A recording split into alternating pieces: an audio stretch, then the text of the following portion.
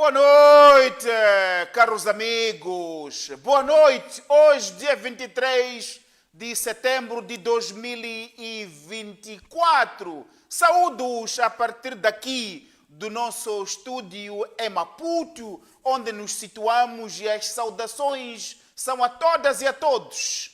Desde o Rovuma até Maputo, do Zumbo ao Índico e um pouco pelo nosso continente africano, que se estende do Cabo ao Cairo e de Marrocos a Madagascar. Boa noite, sejam todos bem-vindos.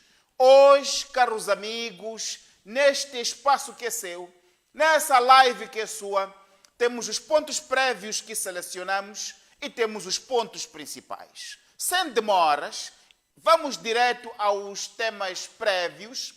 O primeiro tem que ver com a situação lá na cidade de Nampula, onde aparentemente o Hotel Plaza recebeu orientações superiores para cancelar reservas já confirmadas, inclusivamente para convidar alguns hóspedes a sair do hotel para um outro hotel, para dar lugar que naquele hotel que é o mais luxuoso possam ficar os membros da delegação da Frelimo. O que estamos a dizer é o seguinte: um hotel que é uma propriedade privada, de uma empresa privada, recebe orientações superiores para cancelar reservas e ou convidar hóspedes a sair para dar lugar a que a delegação de alto nível do Partido Frelimo possa se hospedar naquele que é o hotel mais luxuoso. Samora Machel falava assim: os dirigentes da Frelimo deviam ser os primeiros nos sacrifícios e os últimos nos benefícios. Estes de hoje, da Frelimo de hoje, de Nussi, do Chapo agora, são os primeiros nos benefícios, a ponto de dar ordens ao setor privado para não receber hóspedes, cancelar reservas à última hora e mandar retirar hóspedes para dar lugar aos membros da Frelimo. Isto é abuso de poder, isto é abuso de poder. É colocar-se acima do Estado de Direito Democrático no nosso país, é mostrar novamente e com indicação clara de que nesta Frelimo aqui não há nada para o povo. Nesta Frelimo não há nada para o povo, só há para eles. Só há para eles, a ponto de interferir na ação do setor privado. Isso é abuso de poder em plena campanha eleitoral.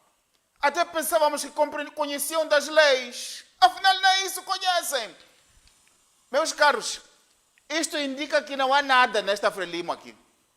Não há. Se houvesse, não teriam feito isso. Só há para eles. Quanto abuso de poder, meus caros. Este era o primeiro ponto dos 4 pontos prévios que temos. Passamos agora para o segundo ponto prévio, que tem que ver com a situação que se vive na cidade de Tete, no bairro de Moatize. Cidade de Tete, no bairro de Moatize. Conheceu a cidade de Tete há uns 20 anos atrás, podia ficar parado lá do Vale do Nhartanda, conseguia ver o aeroporto em Xingodzi. Estava tudo muito limpo, ar bastante respirável apesar do calor. Hoje, a cidade de Tete, em particular no bairro de Moatize, a população come poeira. A população come poeira. Na cidade de Tete é só poeira. Não sai água limpa nas torneiras. É só poeira da empresa Vulcan. É só poeira. É só poeira. São doenças para aquela população de Moatize, da cidade de Tete. São doenças sem benefício para a comunidade.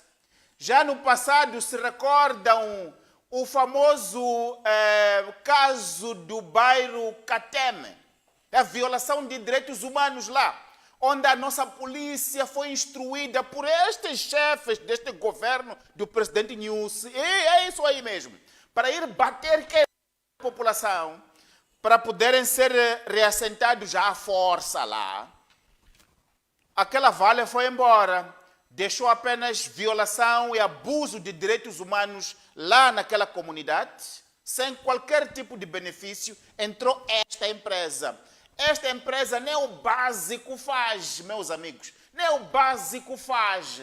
A cidade de Tete Moatize, em particular, se transformou naquele mar. Parece um poeiral do deserto. É um poeiral do deserto, a cidade de Tete, onde vivem moçambicanas e moçambicanos e crianças.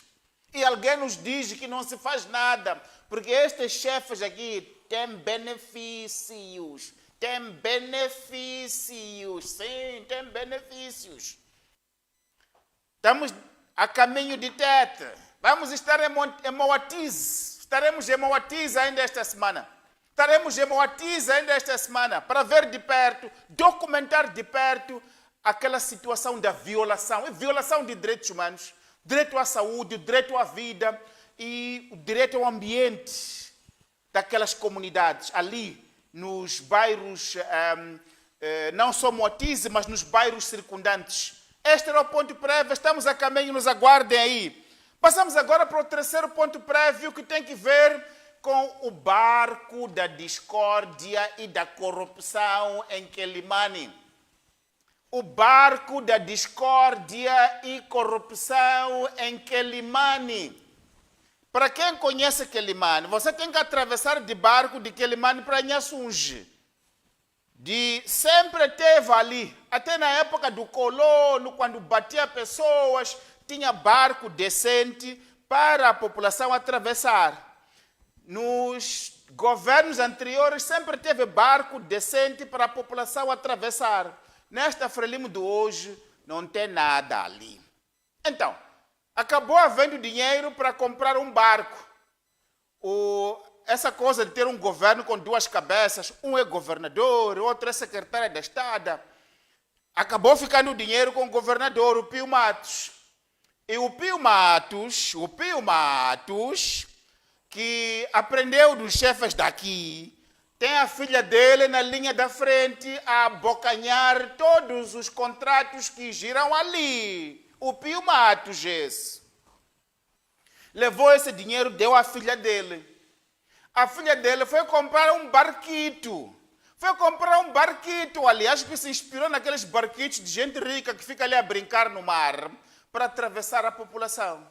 Esse é um barco da discórdia. Dizem que é iate, uma coisa assim, que só colocaram ali agora para tapar a população no tempo de eleições. Já comeram o dinheiro esses aqui e não tem barco. Se calhar até esse barquito ali foram alugar com outro dinheiro do Estado para colocar ali. Esse é um barco da discórdia e também de corrupção. É um barco da discórdia e da corrupção e da manipulação em tempo de eleições. Senhor Pio Matos, onde está o batelão para a população? Onde está o batelão para a população? Onde está o batelão para a população, senhor Pio Matos? Onde está o batelão? Como é que a sua filha aparece em negócios públicos de repente? Como é que a sua filha aparece em negócios públicos de repente, senhor Pio Matos? Onde está o barco para a população? População, é tempo de eleições este, abra os olhos. Este era o ponto prévio. Passamos para o quarto e último ponto prévio da nossa live. Meus caros, se recordam, em abril deste ano, mais de 100 pessoas morreram na ilha de Moçambique, quando a negligência e a ausência do Estado fez com que mais de 100 pessoas que fugiam à desinformação sobre cólera, fossem subir um barco para a pesca, sem capacidade para carregar mais de 100 pessoas e sem qualquer tipo de licença para fazer isso. Um barco privado. Mais de 100 pessoas subiram. A meio, o barco capotou e as pessoas morreram. A sociedade civil meteu uma ação na Procuradoria Provincial em Nampula para a responsabilização legal do Estado. O Estado moçambicano é culpabilizável pela violação de direitos humanos por ação e omissão. Por ação e omissão. A responsabilidade do Estado para aquelas vítimas começa com a ausência de infraestruturas sociais para a saúde na sua comunidade. Isso já é violação de direitos humanos. Mas também com a falta de informação sobre a situação da cólera. E, em terceiro lugar, a ausência de autoridades marítimas para impedir que, em tempo, a população não subisse um barco inapropriado, sem capacidade, que acabou resultando naquele desastre tão horroroso, onde a nossa população encontrou a morte daquela maneira. Hoje, a Procuradoria nos responde. Sabem qual é a resposta que a Procuradoria dá? Diz que fez algum trabalho por ali, assim, leu o nosso documento, mas não encontra matéria para a responsabilização do Estado. Encontra matériazinha apenas para a responsabilização do dono do barco. E fecha assim, nos envia o expediente. População de Nampula, em particular, população da ilha de Moçambique. O Estado moçambicano, através do Tribunal da Procuradoria, está a dizer que não tem direito à justiça. O Estado moçambicano está a negar-vos justiça. Está a negar-vos justiça. A Procuradoria, que é dirigida por um filho de Nampula, está a negar ao seu povo justiça para defender alguns interesses de alguma manteiguinha que vão colocar na boca dele. Este é que é o ponto. E neste tempo que atravessamos, a população tem que entender isso. Tem que entender isso. Como é que é possível dizer que o Estado não é responsabilizável? Como é possível isso? Como é possível dizer isso diante de tudo isto que arrolamos? E este tem que ver com outro caso, o caso Ntenga. Vocês recordam-se do caso Ntenga?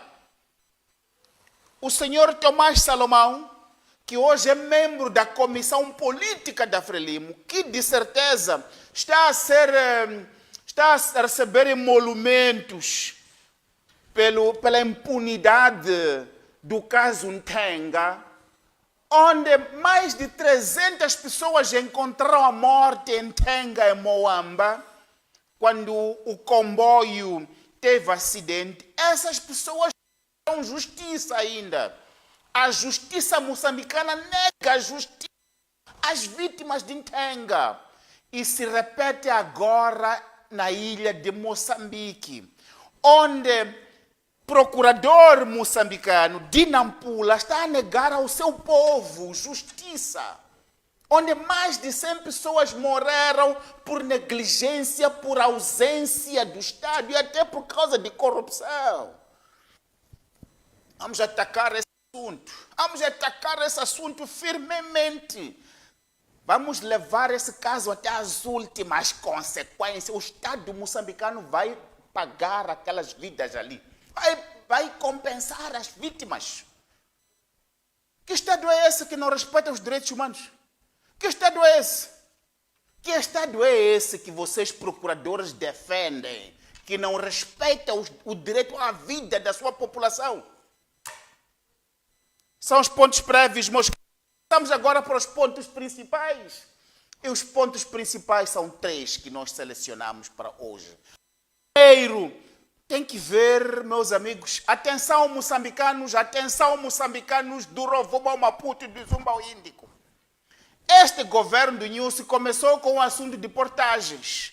portagens ilegais, portagens ilegais, portagens para a extorsão da população, portagens do empobrecimento da população e até portagens do apartheid. Veja aqui o caso da Catembe, veja aqui o caso da Circular. As portagens separam comunidades, no meio da cidade separam comunidades. Num quadro onde, desde que começaram a operar, 0 tostão deram ao Estado moçambicano. 0 tostão. Estão-se a distribuir esse dinheiro, estão a comer. Estão-se a distribuir esse dinheiro, estão a comer. Esse dinheiro está a sair em saquinhos, está a sair em plastiquinhos. Esse dinheiro, temos a informação de que revimos, essas empresas todas são um esquema montado pela Frelimo do governo de Nyusi para extorquir a população, extorquir a sociedade, extorquir a economia para o consumo elitista e esterilizante dos dirigentes. Agora, fizemos toda esta batalha. Na semana passada, depois de vários recursos, o Tribunal Administrativo veio dizer que encerra em definitivo este caso. Encerra em definitivo, nos mandou um acórdão a dizer que não há nada a fazer aqui, as portagens ficam ali. Meus caros, o Tribunal Administrativo está contra o povo. O Tribunal Administrativo está contra o povo, que está a dizer que as portagens são ilegais e injustas.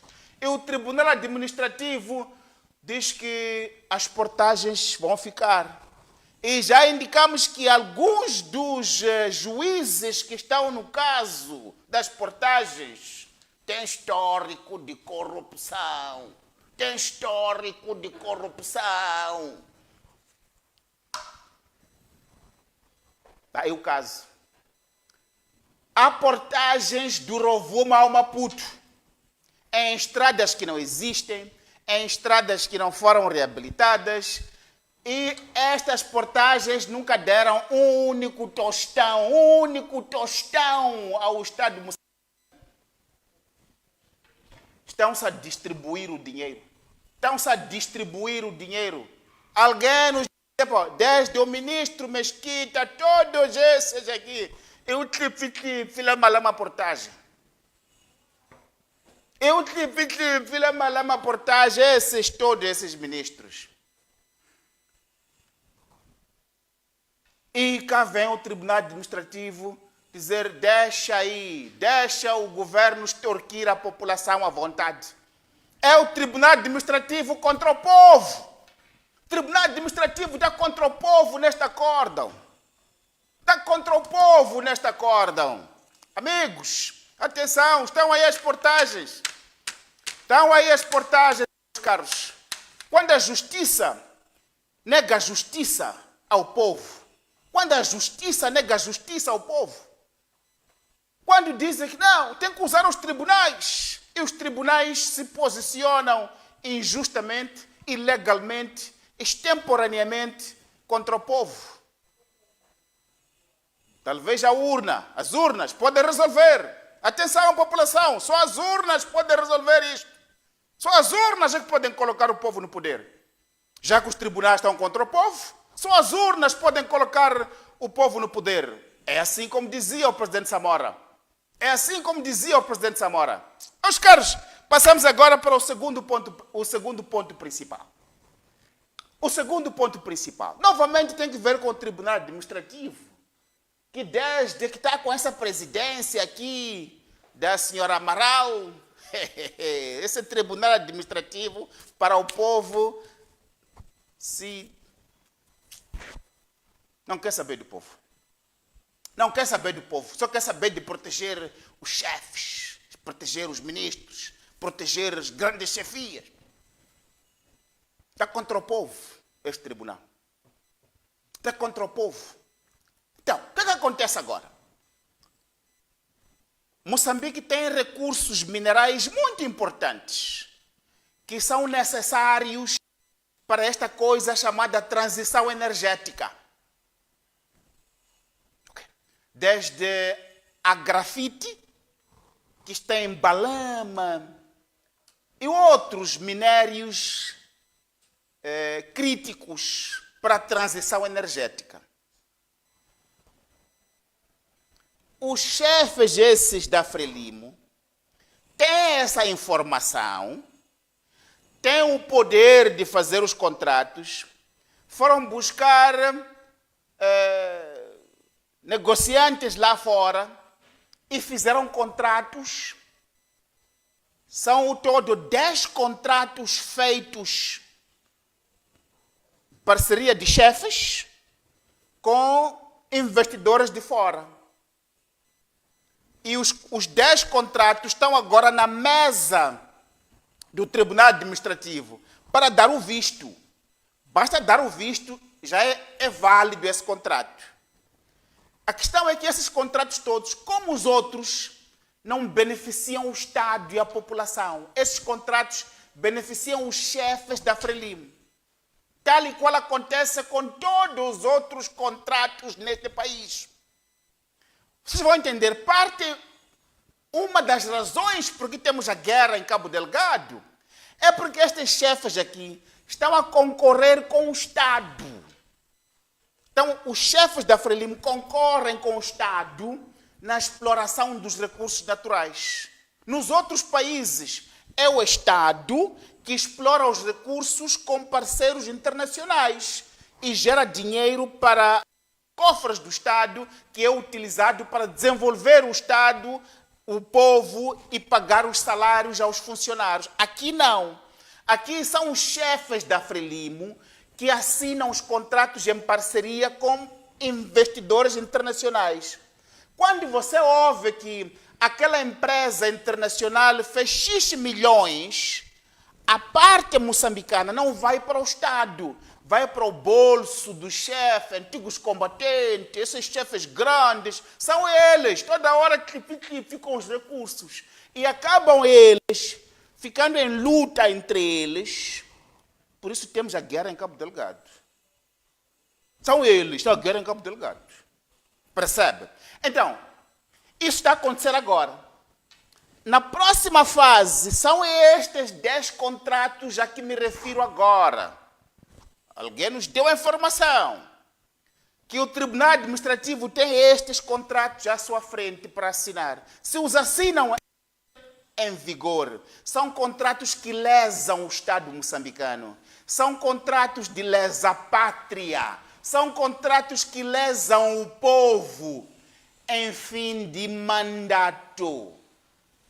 São contratos que lesam o povo moçambicano, são contratos que lesam o Estado moçambicano, são contratos de lesa-pátria em fim de mandato do presidente Nyusi. Por que é que o presidente Nyusi, Jacinto Nyusi, que é um filho de pobres como eu, quer assinar esses contratos através do Tribunal Administrativo em fim do mandato? É ilegal isso. É ilegal. Vamos disputar isso nos tribunais. É ilegal isso aí. Assinar esses contratos agora para concessões de minerais críticos em tempo de campanha eleitoral, em fim do mandato, isso é ilegal. A presidente do Tribunal Administrativo sabe disso, a doutora Amaral. É ilegal isso. Não há contrato nenhum que tem que ser assinado agora aqui em fim de mandato.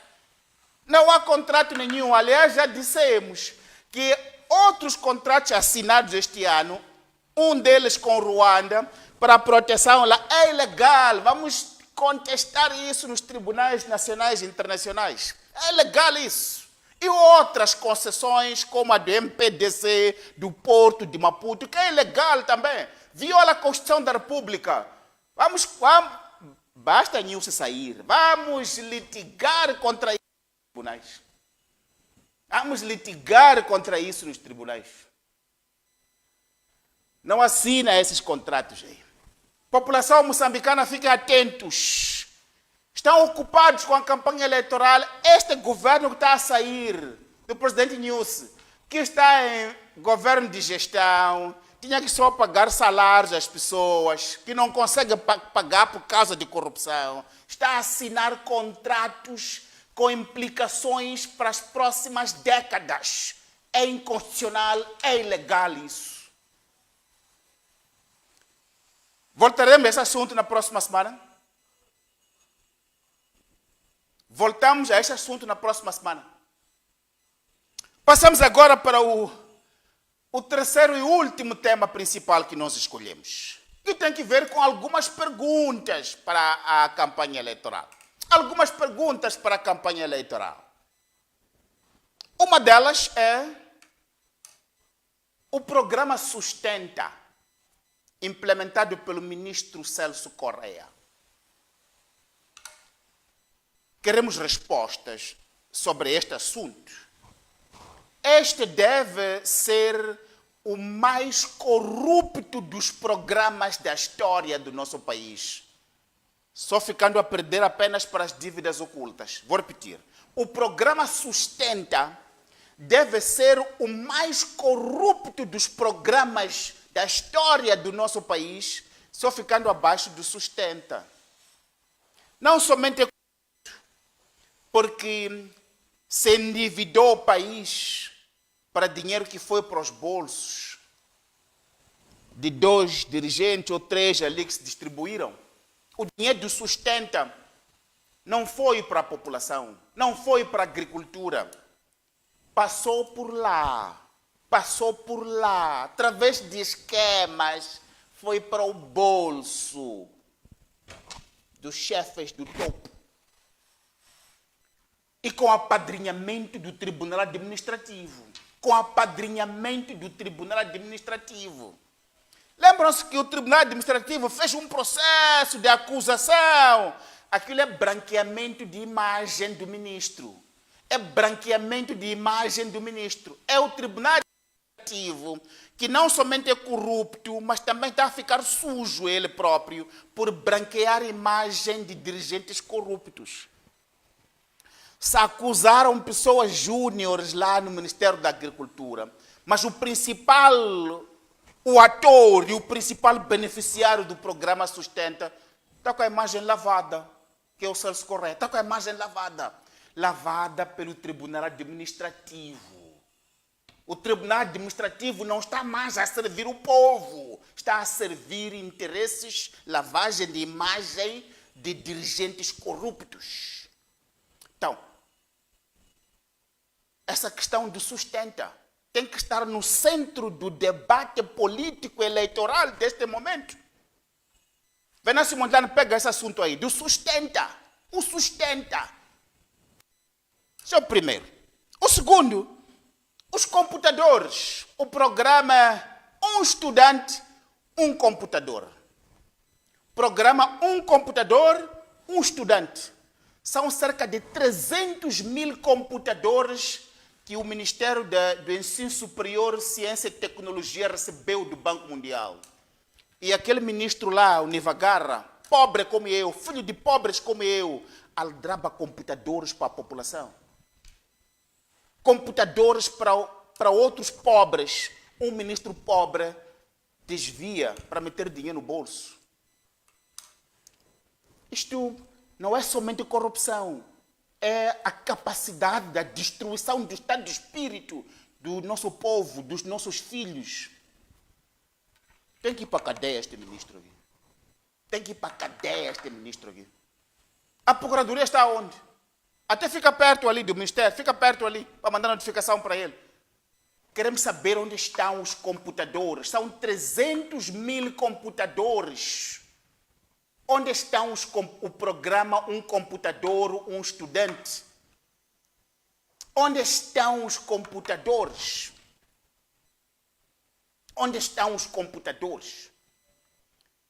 Pega esse ponto. As estradas nacionais. Não há estradas aqui. Há uns meses, estive na ponte sobre o rio Nkoloane, na província que separa Maputo e Gaza. Aquela ponte, desde que terminou a Guerra Civil, nunca foi reabilitada.